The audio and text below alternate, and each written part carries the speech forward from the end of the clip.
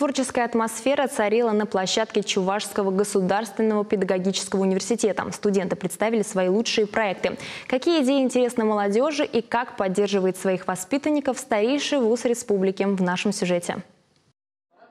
Студенты вооружились красками и кистями в разгаре мастер-класс по различным техникам рисования. Ловкие движения, из-под рук выходит яркая картинка. А на настоящие произведения искусства здесь можно посмотреть через специальные VR-очки. Такой интерактивный способ позволяет полностью погрузиться в мир искусства. Сейчас мы получаем не только теорию, а именно благодаря практике мы получаем визуальную картинку.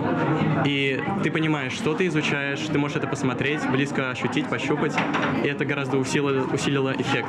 Так что студенты теперь легко телепортируются в Эрмитаж или Лувр. Возможным это стало на средства гранта. В вузе оборудовали специальный кабинет. Шедевры, выполненные вручную, можно было увидеть и рядом. Красивые чувашские узоры, стежок к стежку, расцветали на одеянии девушек. Национальные костюмы они выполнили и продемонстрировали сами. Это дипломные курсовые работы студенток-технолога экономического факультета. Современные технологии – это требование времени, но в условиях цифровизации и роботизации возрастает и роль учителя. Поэтому в вузе делают ставку на развитие педагогического образования. Достичь внимания ребенка, когда он уткнулся в телефон или другой аппарат, это достаточно сложно. А вот вывести его на реальную действительность и дать ему воспитание, ключевое слово «воспитание», вот это, наверное, самое главное. Поэтому наши проекты наших студентов ориентированы именно на эту. Сегодня университет Яковлева участвует в самых разных проектах. Это залог раскрытия многогранного потенциала студентов. Лидия Галактионова, Татьяна Шинжаева, Владимир Синдеев, Вести Чувашия.